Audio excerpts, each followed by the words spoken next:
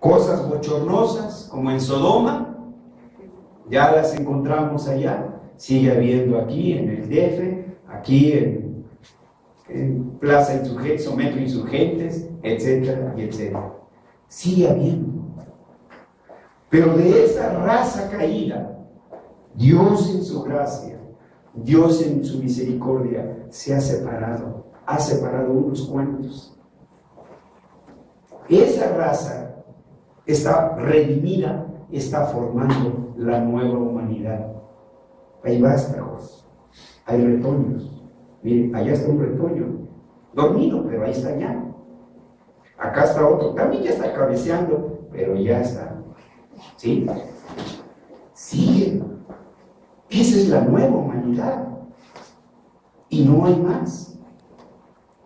Yo sé que esto duele, porque tenemos tíos, porque tenemos primos. Y cómo quisiéramos verlo con nosotros. Pero estrictamente, solamente hay dos tipos de géneros, dos tipos de razas. Una raza caída y una raza redimida. Pero además, fue Dios. No nos dejó. ¿Quieres? ¿Puedes? Te recomiendo, te sugiero. Fue Dios mismo quien decretó esa línea divisoria. Pondré enemistad entre ti y la mujer, entre tu simiente y la simiente suya. Esta fue una sentencia divina. Esta es la realidad de la cual debemos estar plenamente conscientes, que la humanidad está claramente dividida en una raza caída, la simiente de la serpiente, y una raza redimida, la simiente de la mujer. Por consiguiente, téngase presente la solemne advertencia: no harás alianza con ellos ni con sus dioses. ¿Es claro? ¿Sí? No harás alianza con ellos ni con sus dioses. Pero no se olviden que no somos simiente de Eva, que Pablo nos aclara, y la simiente era Cristo. Nosotros somos la simiente de Cristo, que Él nos dio vida, como dice el apóstol Pablo, y Él os dio vida a vosotros, estando muertos en delitos y pecados. Sigue diciendo la Escritura: en tu tierra no habitarán, no sea que te hagan pecar contra mí, sirviendo a sus dioses, porque te serán piedra de tropiezo. Entonces Dios quiere que se mantenga esa línea, porque ellos, los incircuncisos, los paganos, los cainitas, son piedra de tropiezo para los hijos del pacto. Por eso Dios quiere evitar toda revoltura, toda mezcla, como diríamos en buen castellano, juntos, pero no revueltos. Somos linaje escogido. Perdón la expresión, no somos pelusa, somos real sacerdocio. Y así, en el Nuevo Testamento, esta línea divisoria se sigue haciendo visible. Cuando Cristo explica a sus discípulos el significado de la parábola de la cizaña, Él aclara: la buena semilla, ahora vean el término otra vez, cómo usa el mismo término, ¿sí?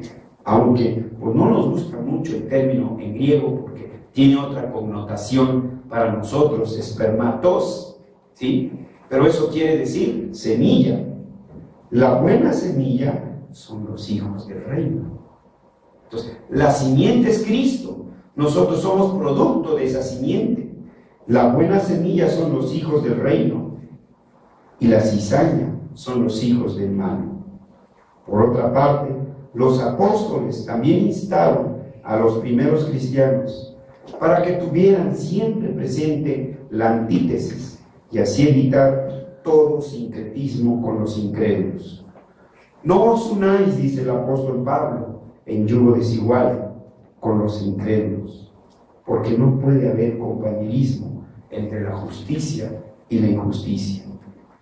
Y luego Pablo pregunta, porque ¿qué comunión tiene la luz con las tinieblas? ¿O qué parte el creyente con el incrédulo?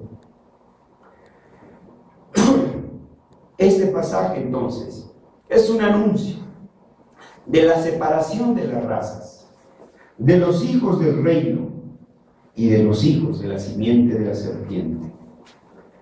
La antítesis es pues un decreto de Dios en el cual se establece una clara separación entre los hijos de Dios y los hijos de la serpiente. Es por tanto un llamado permanente al pueblo de Dios para que rechace todo intento de alianza con aquellos que no son del pueblo de Dios. Es una clara advertencia para no seguir las costumbres de los pueblos paganos. La antítesis es también una franca oposición a la tesis, es decir, a la verdad. Así entonces, la antítesis es la oposición entre la fe y la incredulidad. Entonces, hermanos, ¿cómo podemos como cristianos estar en la posada de mi abuelita? Vean. ¿Cómo entonces, hermanos, nosotros vamos a entrarle al intercambio de regalos y vas a poner tu botita o tu Santa Claus en el árbol? ¿Ya? Esto es lo que nos está entonces en resumen. La antítesis es una perenne lucha de principios contra principios. Nosotros tenemos que dar fe, tenemos que dar testimonio de cuáles son nuestros principios contra los principios de ellos. Que sigan celebrando como ellos celebran, pero nosotros tenemos la obligación de celebrar como el Señor nos lo ha mandado. El pasaje menciona también, decíamos, un mediador. El hombre fue mortalmente herido por el pecado. Está totalmente inhabilitado para acercarse por sí mismo a Dios. Su fétido olor pecaminoso no es grato a los ojos de Dios. Y una vez más, Dios toma la iniciativa y anuncia la venida de un mediador, la simiente de mujer, de la cual Pablo toma mucho cuidado para explicar que esa simiente es Cristo. Cristo es el único camino para llegar a Dios. No hay atajos, no hay arreglos dados debajo de la mesa. El que no está con Cristo, contra Cristo es. Porque hay un solo Dios, nos lo recordó Pablo, y un solo mediador entre Dios y los hombres, Jesucristo hombre. Cristo, el mediador, como el segundo Adán, no solamente nos salva de las terribles consecuencias del pecado y nos prepara un lugarcito en el condominio celestial. No, eso sería misticismo propio.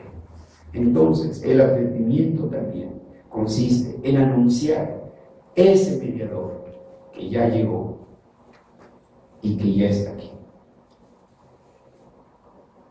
Pero también aquí es anunciada la gracia de la redención. Génesis 3:15 nos está declarando cuál es el precio de la redención. Esta, la simiente de la mujer, la cual es Cristo, te herirá en la cabeza, y tú, la serpiente, el diablo, como la identifica Juan en Apocalipsis 22, le herirás en el calcañar. Este pasaje apunta, por un lado, hacia los sufrimientos del Mesías y por el otro, a la victoria sobre el pecado. Por eso, repito, no nos quedamos en el pesebre, sino hacia la victoria, porque Cristo triunfó sobre el pecado. Pero déjenme aclararle que ni usted ni yo somos ni tenemos la victoria sobre el pecado, no. La victoria es de Dios y de su Hijo Jesucristo. Primero recuérdese que era Dios quien se paseaba en medio del huerto, es decir, Dios en medio de sus criaturas. Cuando el pecado irrumpió en esta comunión, el hombre huyó de Dios. El hombre no buscó a Dios. El hombre no quiso nada con Dios. Fue Dios quien salió en busca del hombre. ¿Dónde estás, Adán? Es Dios quien toma la iniciativa. No habla del pecado, Génesis 3, sino del triunfo de la gracia sobre el pecado. Segundo, en el Nuevo Testamento, Emmanuel significa Dios con nosotros. Cristo es Emmanuel. Por la redención en Cristo, somos libres para celebrar. Y el Adviento es el tiempo de la celebración de la victoria de la gracia sobre el pecado. Y lo repito porque quiero que quede subrayado. El Adviento es el tiempo de la celebración de la victoria de la gracia sobre el pecado. Hay victoria, sí, pero por la soberana gracia de Dios. Hay victoria, sí, pero por la obra redentora de Cristo. Hay victoria, sí, pero por la poderosa intervención del Espíritu Santo. Adviento, tiempo de celebración, tiempo de alegría, tiempo de gozo, porque nos ha nacido un Salvador que es Cristo el Señor. Así entonces, hermanos, para concluir, en este primer domingo de Adviento se ha hablado sobre el contenido y significado de Génesis 3:15, y con ello se dijo que la celebración del Adviento tiene sus fundamentos en las promesas de las Escrituras. Ahora pues, nuestra primera tarea, para usted y para mí, es mantener vivo el testimonio del verdadero significado del Adviento, para que no seamos arrastrados por los principios mundanos de estas celebraciones decembrinas. Dice la Escritura: conviértanse ellos a ti y no tú a ellos. Que seamos nosotros ejemplo vivo para ellos, que seamos nosotros un reto de fe para ellos, y no simples imitadores de los vicios de un mundo pervertido por el pecado. Pero recuérdense, por sobre todas las cosas, que la presencia de Emmanuel garantiza una total victoria sobre el pecado y sus terribles consecuencias. Cristo dijo: en el mundo tendréis aflicción, pero confiad, yo he vencido al mundo. Cristo, antes de despedirse de sus discípulos, les dijo: toda potestad me ha sido dada, tanto en el cielo como en la tierra. Y por añadidura dijo: he aquí, yo estoy con vosotros todos los días hasta el fin del mundo. Entonces, si Dios con nosotros, ¿quién contra nosotros? Celebremos, no porque Jesús vendrá, sino porque ya está, y vendrá por segunda vez como juez. Felices celebraciones del Adviento. Vamos a orar.